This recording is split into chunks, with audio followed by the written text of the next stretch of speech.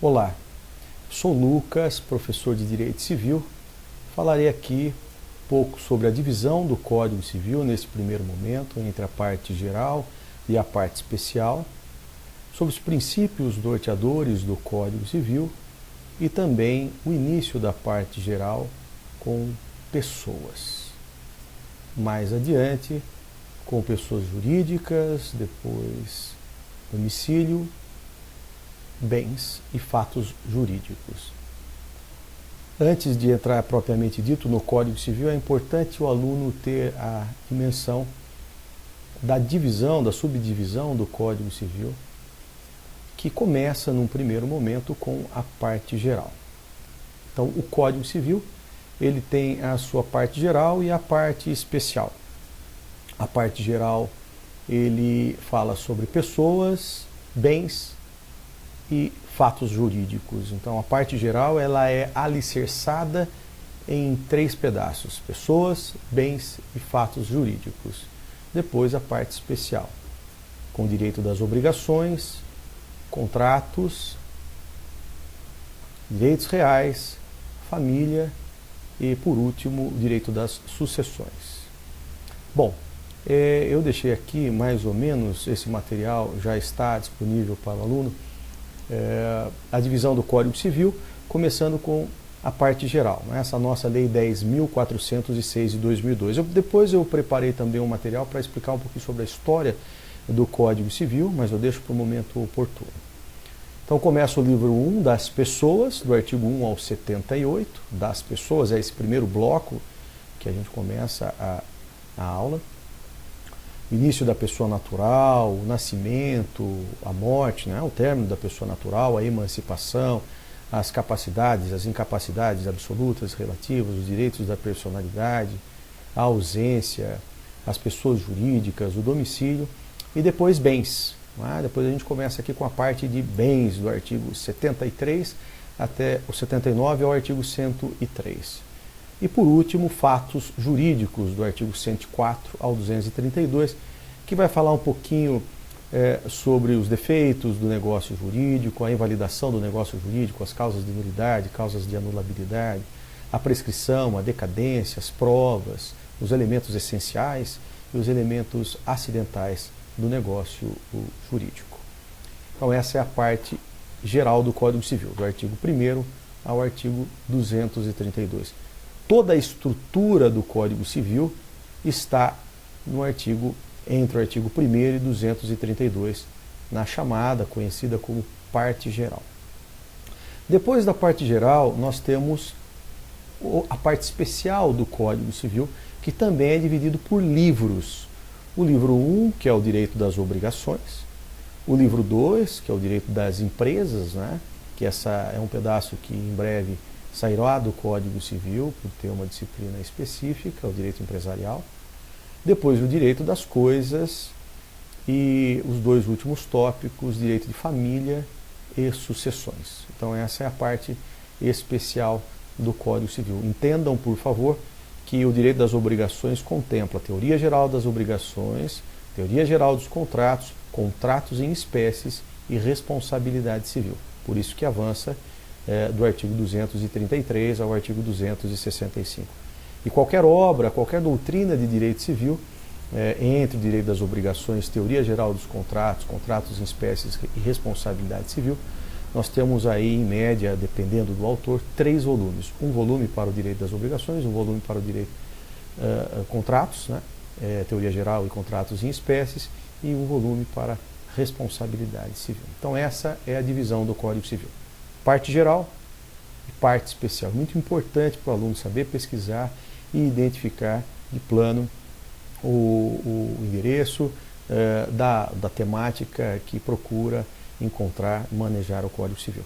Não falei aqui da lei de introdução, né, que é a antiga LIC, né, a antiga lei de introdução ao Código Civil, hoje ela é chamada de LINDB, Lei de Introdução às Normas do Direito Brasileiro, que é o antigo Decreto-Lei 4657 de 42, porque também vou abordar em aula específica a lei de introdução.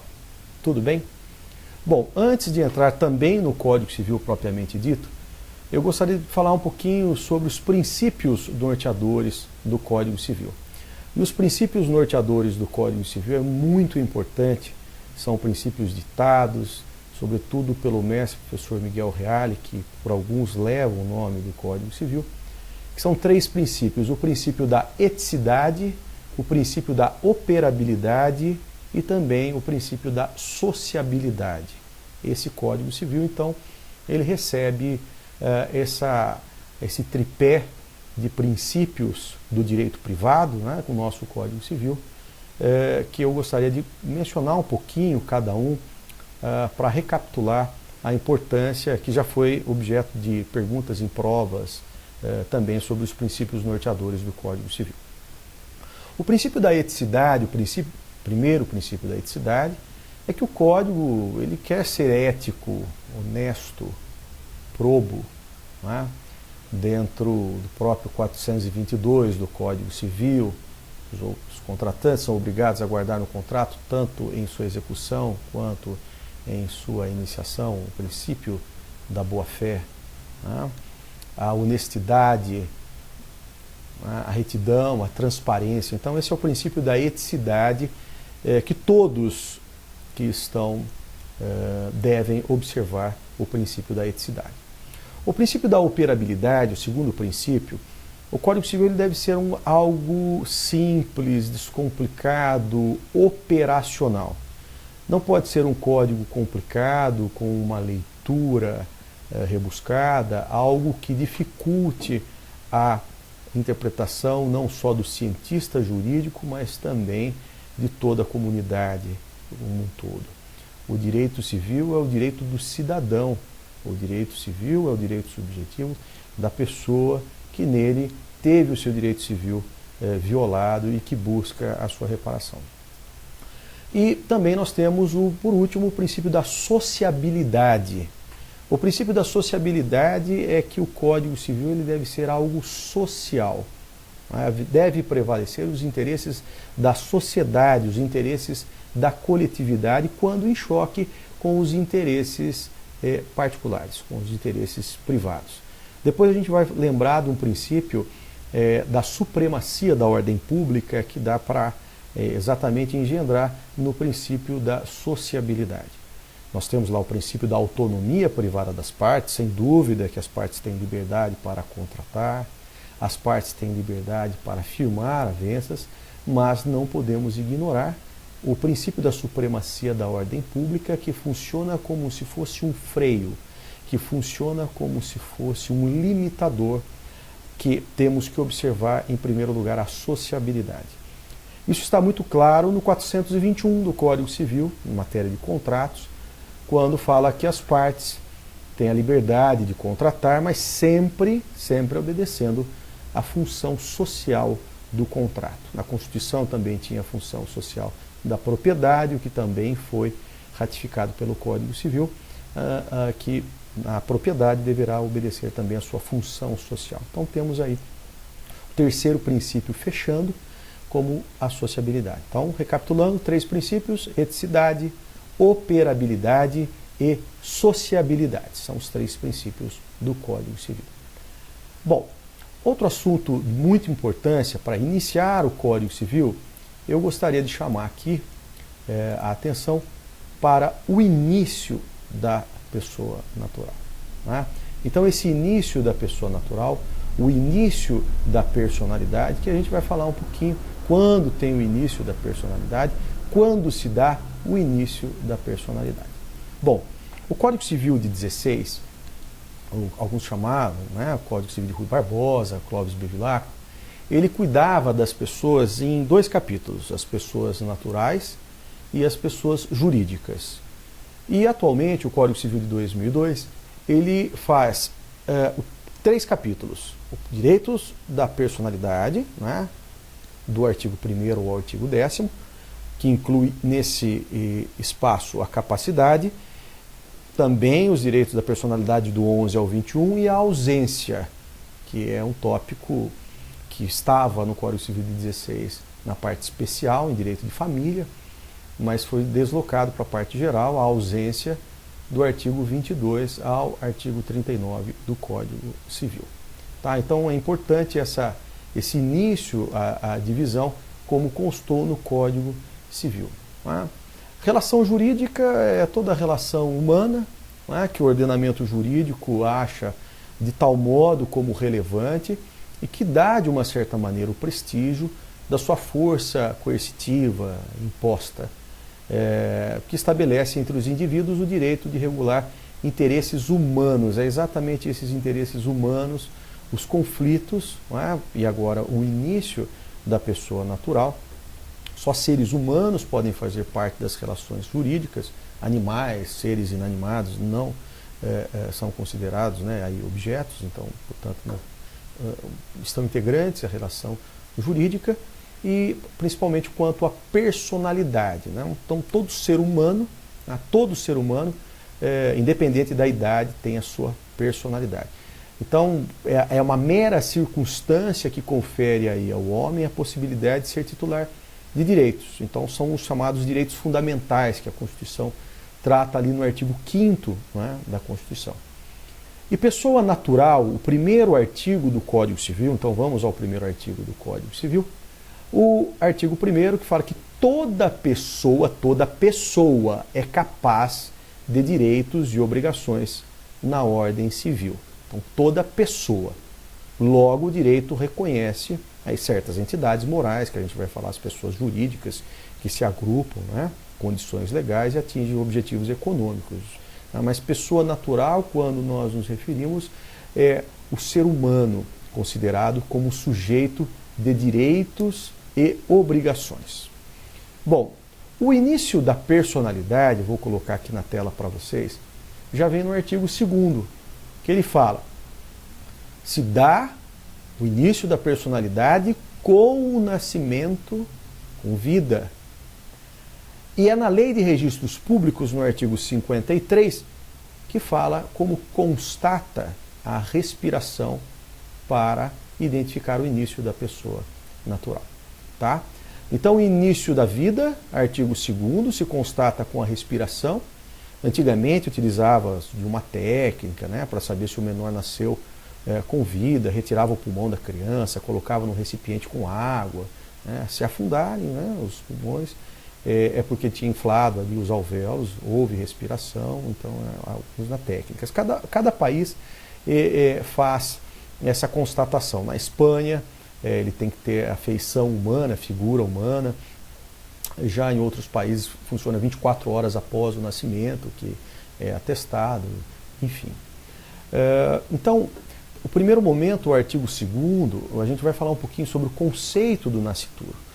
Porque a concepção do nascituro, a lei brasileira fala no artigo 1º, que é o nascimento, né, para ter o início da pessoa natural, é o nascimento com vida, nascer e respirar. E o artigo 2º complementa que nascer com vida, mas a lei já põe a salvo, a lei protege também os direitos do nascituro. O que é o nascimento? O nascimento ele ocorre quando a criança é separada do ventre materno, não importa se natural, não importa se forçado. O essencial é que se desfaça, não é, a criança da unidade biológica geradora, formando dois corpos. Esse é aí o conceito do nascimento. Tá? E depois a gente tem uma porção de artigos esparsos pelo Código Civil, falando aqui um pouquinho, tá aí o conceito da concepção também, um pouquinho do nascituro que a gente vai falar. Bom, o nascituro, a lei brasileira, ela fala do artigo 1º, como nós acabamos de estudar, também fala do artigo 2º, e o importante é prestar atenção depois do ponto e vírgula do artigo 2º, que fala: mas a lei põe a salvo os direitos do nascituro. Mas a lei põe a salvo os direitos do nascituro. O que é nascituro? Nascituro é nascimento futuro, tá ok? Então, antes do nascimento, não há personalidade. É uma expectativa de direito, tá ok? Mas a lei já protege, tá ok? Então, o conceito de nascituro é o ser que já foi concebido, mas que ainda se encontra no ventre materno. A lei não lhe concebe personalidade, a qual só será conferida ao nascer com vida. E provavelmente nascerá com vida, aí terá o seu início, tá ok? De suma importância esse início para a identificação das teorias que falo aqui agora. São duas teorias que temos no Código Civil sobre o nascimento. A teoria natalista, que exige o nascimento com vida para ter início da personalidade. Então parece que o Código Civil, no artigo 2º, deixa claro que a teoria predominante é a teoria natalista. Ou seja, antes do nascimento não há personalidade. Tá ok? É um estado potencial, mas não há personalidade. Já na teoria concepcionista de influência do direito francês, não. O direito, ele começa já, o nascituro já tem a sua proteção. Isso acontece desde a concepção. Antes do nascimento, a teoria concepcionista já reconhece, desde a anidação, o encontro do óvulo com o espermatozoide, nós estaríamos diante dessa teoria concepcionista. Bom, o Código Civil brasileiro parece que ficou claro, até o ponto e vírgula no artigo 2º, que é adepto da teoria natalista, porque só reconhece o nascimento com vida para ter o início da personalidade. Depois do ponto e vírgula, nós temos, sem dúvida, a teoria concepcionista, protegendo os direitos do nascituro. Talvez aí, como o professor Pablo Stozzi e outros doutrinadores defendem, nós estamos diante aí o Código Civil de uma teoria mista ou uma teoria eclética, de uma forma mais objetiva, pragmática. Sem dúvida a teoria natalista vigora. Mas nós não podemos ignorar a teoria concepcionista, que protege o nascituro desde a nidação. Tá ok? A própria lei de alimentos gravídicos, que também falarei lá mais adiante, a lei de alimentos gravídicos é um exemplo inequívoco dessa proteção concepcionista de influência do direito francês. É isso aí.